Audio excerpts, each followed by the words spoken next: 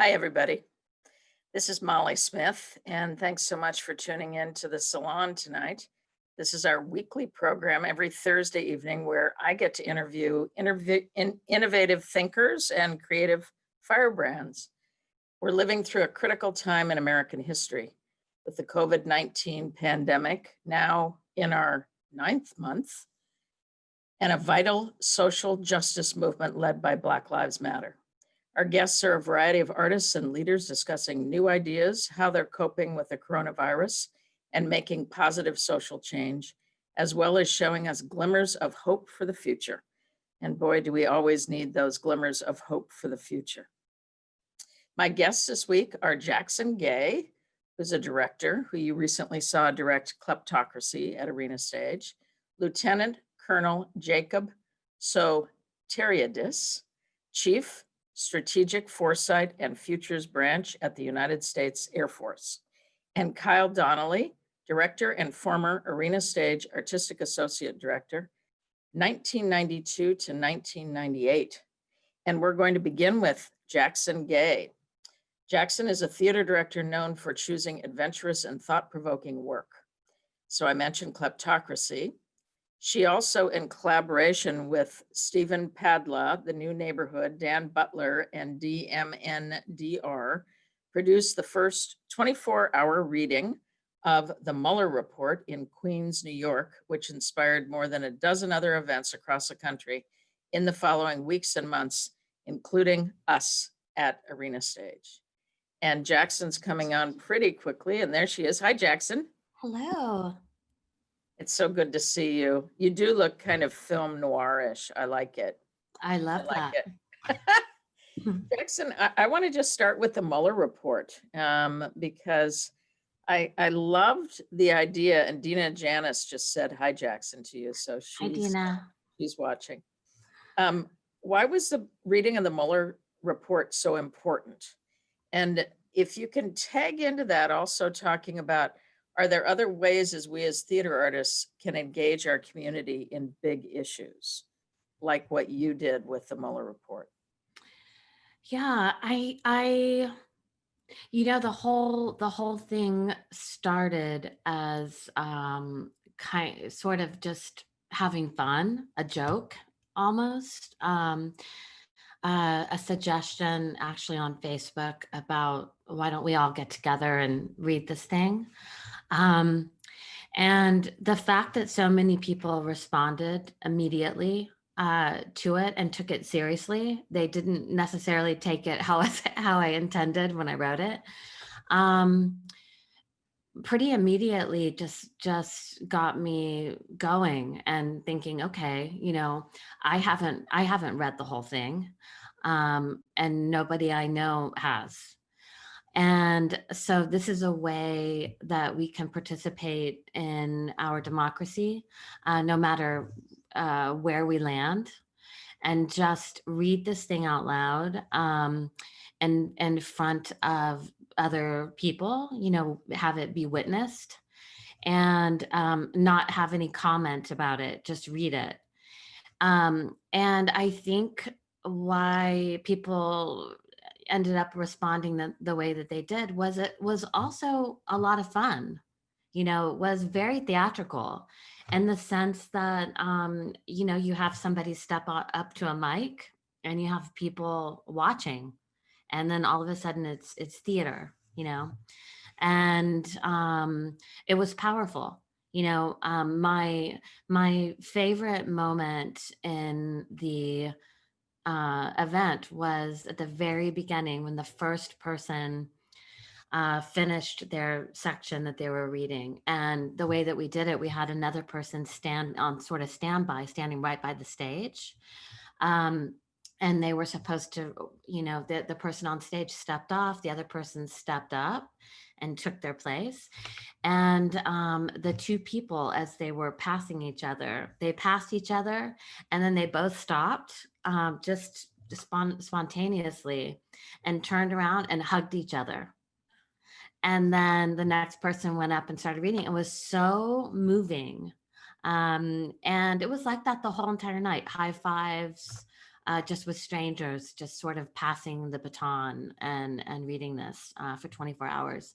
And it definitely made me think this is what I should be doing more of, these kinds of things, these theatrical, social, interactive kind of theatrical events. Um, and just the last thing I'll say about it is it's maybe the first time in my life that I thought, oh, I can really do something like this. I do actually have the skills to contribute to my world, in a way that I knew, but I didn't know, you know, until that moment. And so, yeah, it was exciting experience for me. You know, Jackson, we took a page from your book, although we only did the Mueller report part one, which took us 12 hours. Yeah. And the amazing thing about it was we completed it exactly in 12 hours. Wow. Yeah. And we just had people read like probably 2 or 3 pages, and they each knew how far that they were going to read. And we also had each person get up and say their occupation or how they thought of themselves.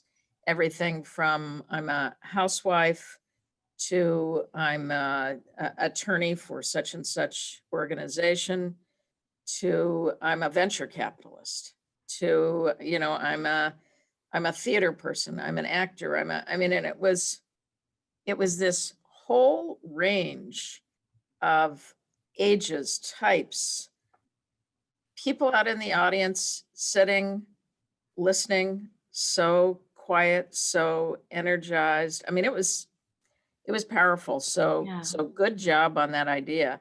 And Yes. now you've continued to be an activist, but I see we only have a couple minutes left. So I want to keep going because I'm really curious about how do you see theater as leading us through this crisis?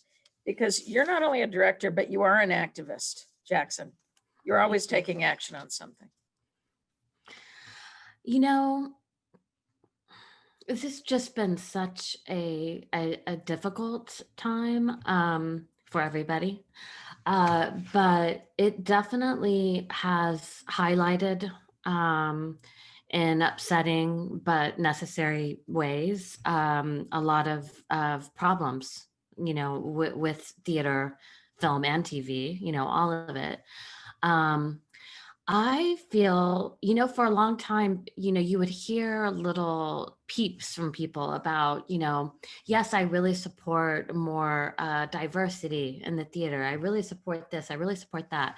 But is there kind of enough to go around? And, or being scared that you are going to lose something and in the process of giving something up, your privilege or whatever it is.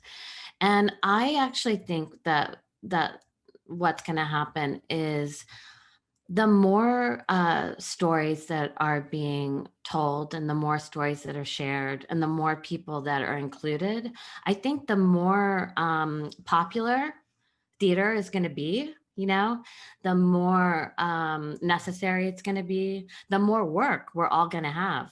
Because right now, lots of people, like my people in Texas, out in the wherever they are in Texas, many different places, they don't think anything about theater. So I feel like this time period is going to actually make it more important. And I feel like I'm going to have more work, but so are many people that were struggling much harder than I ever have. Well, it's a racial reckoning, Yeah.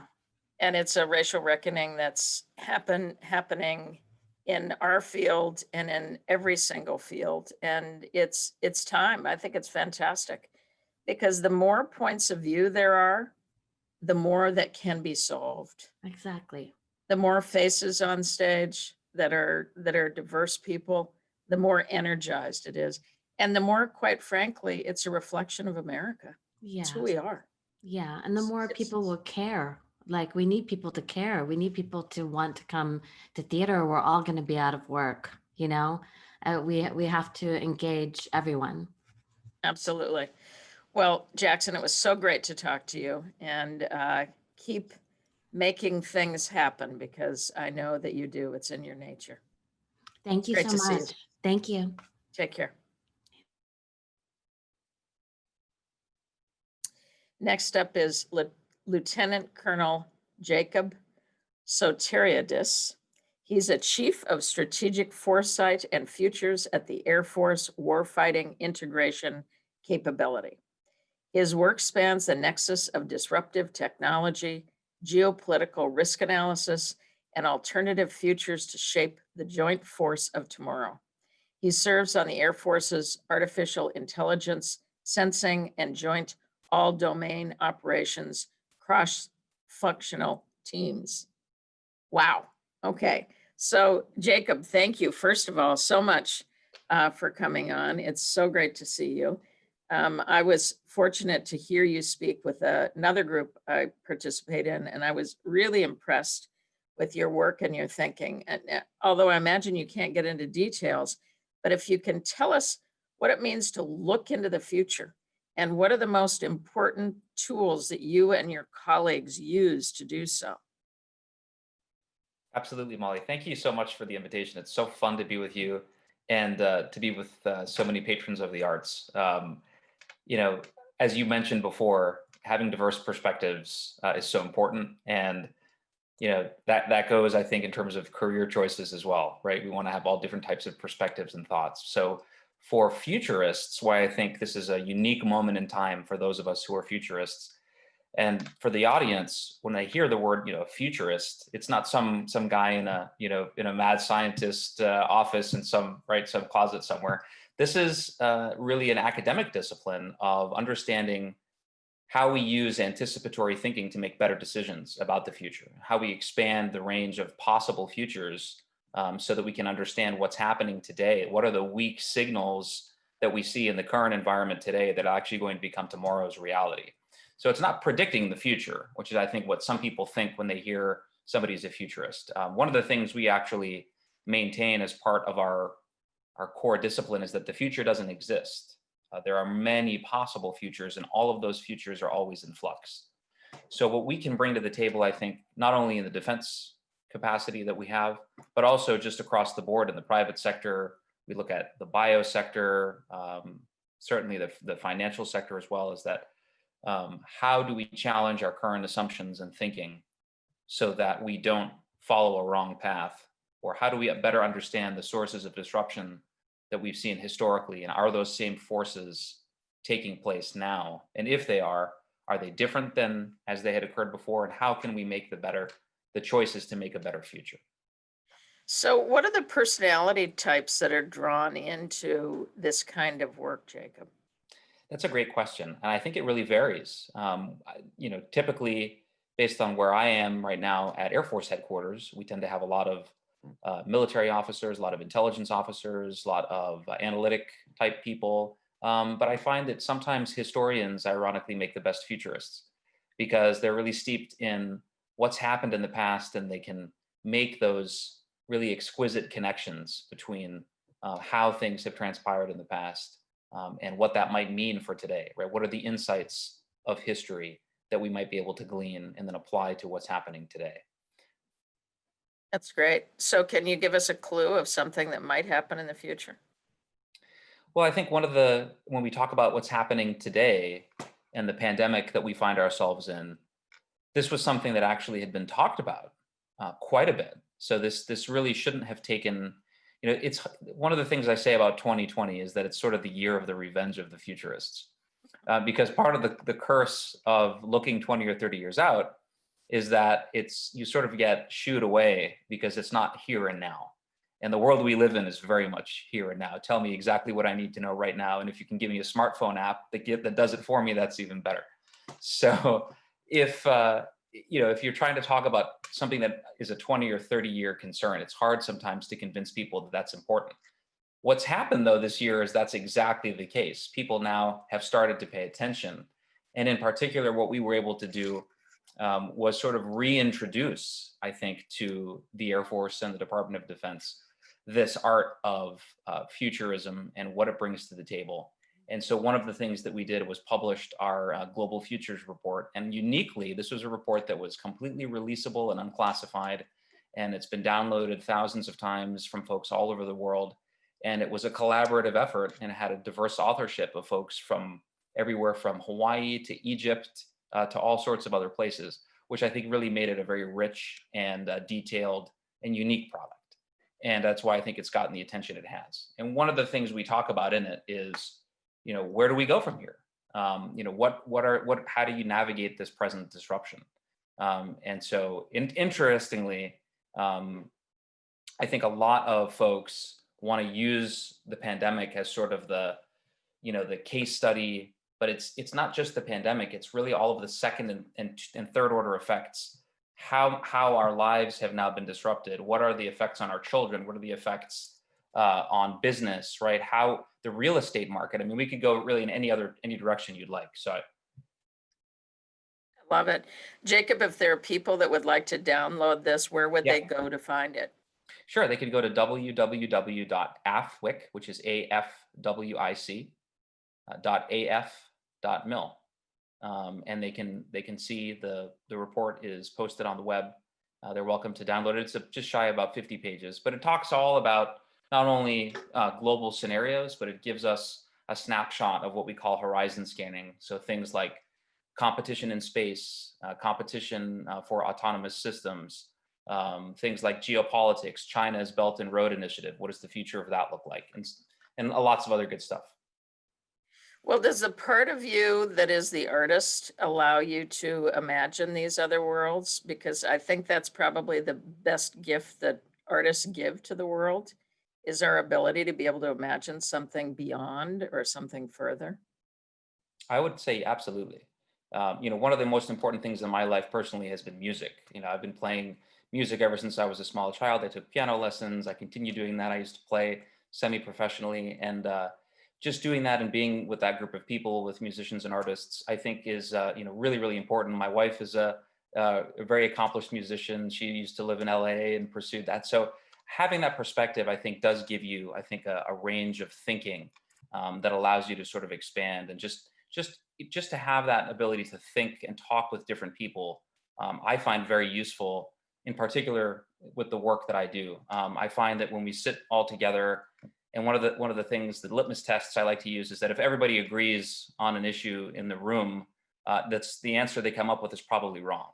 Yeah. And so one of the things I really appreciated, and I have to thank the Air Force for this and allowing me to have so many different educational opportunities, was to go to school at a place like the University of Hawaii at Manoa, which for obvious reasons, Hawaii is a great place. But beyond the geographic beauty of it, was the real intellectual diversity that I found there. And the perspectives that I gained there and through that experience allowed me, I think, to be a better officer and ultimately to serve the country better because of what I learned and now what I'm directly applying in this critical moment. Love it. Jacob, we only have like a minute left, but as a military officer, tell me, what are your glimmers of hope for the future? I think that we have a lot to be optimistic about. We've learned a lot this year. It's been a terrible year in the terms of the loss of life and the inconvenience. But we've been able to make this amazing digital transformation. We've seen people come together, I think, in ways that we haven't in the past. And I think it's a really exciting moment, frankly, because when we do finally get back to quote unquote normal, I think that we'll be able to apply a lot of these lessons that we've learned and hopefully not make some of the same mistakes that have led us to places we don't want to be. So I think it's overall, we'll get just a little while longer, hopefully, and we can all get back to some semblance of normal. I know definitely my kids will be happy when that happens. Yes, and we'll be happy once we get back into the theater as well, Absolutely. right? We will be. Well, Jacob, thank you so much, and thank you for everything you do in helping keep the country safe. So thank you. Thanks so much for inviting me. Yep. Bye.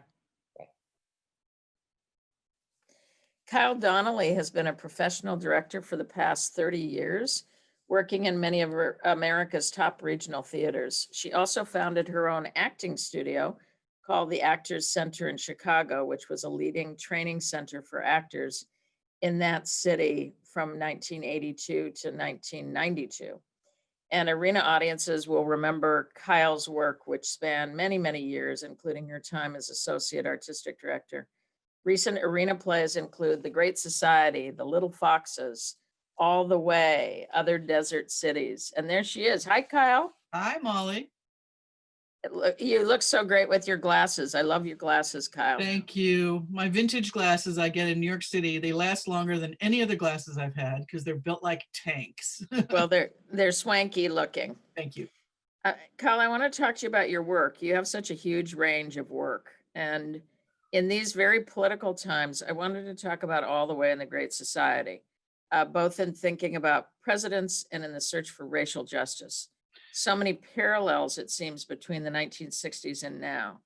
Now, if you were approaching these for the first time today, would you do anything differently? I'm not sure. I do feel as if it has proven to be true within the last couple of years that the Voting Rights Act and the legislation that Lyndon Baines Johnson passed proved to be so important and much more forward thinking than I think anyone realized, and to this day has proven to be one of the most important legislations passed. And that I think that came to light with the passing of John Lewis and the remembrance of and the strife that we have been through so profoundly during this administration. That legislation, that act, that thinking was so important that in many ways, I think Johnson is even more of a, for lack of a better word, hero than we perhaps realized. I also think that what Johnson was a true legislator. He knew how to cross the aisle. He knew how to talk to everyone. All those years that he had in the Senate, all those years he had in Congress, taught him to really be able to talk to people. And yes, did he steamroll them? Of course. Did he have his own agenda? Yes. But there wasn't this us and them as much as I think the horrible amount of that we've encountered right now. I've spent the last year, being very activist, involved in Black Lives Matter movements, involved in the elections. I have a child of color. This issue is personal, in so many ways. To see how critical and to have this period of time with this administration have the racism that is evident in this country come rising to the surface has been not just shocking, but distressing and disturbing. And I personally would say, no, I don't know. I mean, good theater is good theater. I don't think that those plays need to be revised. I think Schenken wrote great plays and he wrote great characters. I do believe that we need to start listening to these young voices. I look at the people here where I live. I live in Beacon, New York, which is in the Hudson Valley. And the Black Lives Matter movement here is totally driven by these very young people. And I'm so in awe of them and what they've, and they don't know what they're doing half the time. That's what's so great about it. They just jump in there and start. And that, if we go back to SNCC, if we go back to the beginnings of the civil rights movement, it wasn't all crafted from the beginning. They were scrambling, they were trying to learn how to do this. And I think that's what's really important, is that, we think of the civil rights movement as some sort of codified, sophisticated, Martin Luther King knew exactly what he was doing at every moment, which I don't think was true. I mean, I think he was savvy enough to know how to go ahead and proceed and be effective. But those are the voices I'm interested in, are the young people who are really leading the charge toward change in this country. So I'd be less interested in necessarily the LBJ, point of view and more about who those young people were and are who are leading the way. Yeah, I think that's great, Kyle. Yeah, I believe that the young people are leading the way too. I mean, this has been it has been such a powerful time. It's been such an intense time.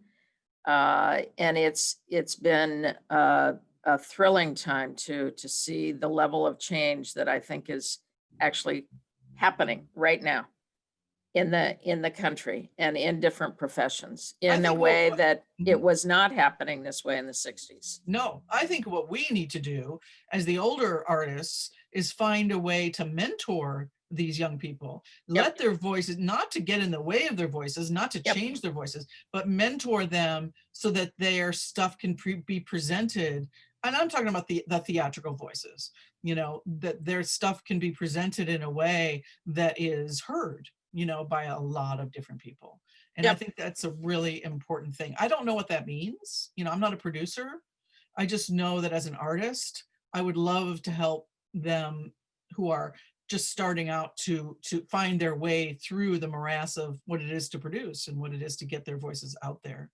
Yep. Because I think they're the ones that need to lead us, Well, I've got somebody that you can talk to, Kyle, because I've been just on a number of phone calls with a couple young people that are starting their own theaters. And because I've started theater myself, we're having lots of discussions, but I want to keep moving them to other people. And I will say exactly the same thing you said, which is I'm learning as much from them as they hopefully are from me. I mean, Yeah.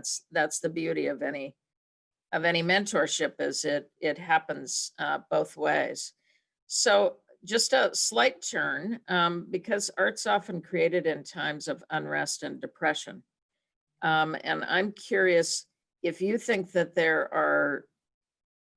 if there are new kinds of art that we are going to be seeing in the coming year. Are you seeing any transformations within the theater, or is your heart moving just back into being in the theater space itself?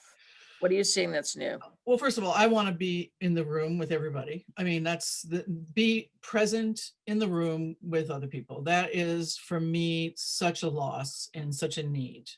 I will say, and this is not something I have given a huge amount of thought or planning behind, but I'm actually now sort of getting interested in the idea of theater moving into other venues and really affecting people by the sheer presence of theater artists. And one place that I think is a population that's incredibly neglected and needs us more than any are the elderly population. I'm really interested in what it would be to bring real art and into all the nursing homes we talk about, all the assisted living homes we talk about, all these people who are languishing all by themselves, who are dying in record numbers, who don't have the stimulation or the wherewithal to understand, what it is to be in communication and not just perform for people, but have some form of interactive life. I have found, maybe it's because I'm getting older, I don't know, but I'm finding myself really kind of interested in that population, that people that can't come to the theater, that you have to bring things to them. And, or maybe they can come to the theater in a very special kind of way, but many of them are probably former theater goers who can't participate, and the screen isn't going to do it for them. And I mean a very diverse kind of people, but and I'm not trying to be, it's not being a therapist, it's not being I'm not going to change their lives in a therapeutic way, but to engage as a community and to bring community to them, I think is really important right now. And so that's one idea I have. That's beautiful, Kyle.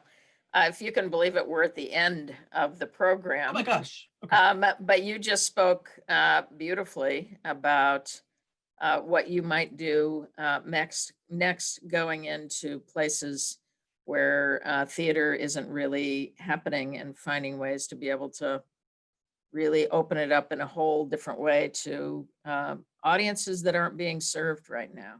Yeah. So I think that's great and powerful and impactful, and I can't wait to see you do it. Thank you. And I miss you. I miss Arena. I miss the Fitch Handler. I miss being there in that space and with all you guys. Yeah, I do. Yeah, me too. Me too. So great to see you, Kyle. You too. Take care. Take care. Thanks so much. Okay. So my guest next week will be Chris Brown, who's the president of the Brady Foundation, one of the America's oldest and boldest gun violence prevention groups. Meg Gillentine, who's a film and stage actress of projects like Arena Stage's Damn Yankees and Cabaret. And KOA, formerly known as Daniel Beatty, who is a singer, a writer, an actor, a community activist. You would have seen him at Arena Stage in The Tallest Tree in the Forest. So come and join us next week because I think it's a great lineup. Today's gift of art is directed by Nolan Williams Jr. It's the American Song Project.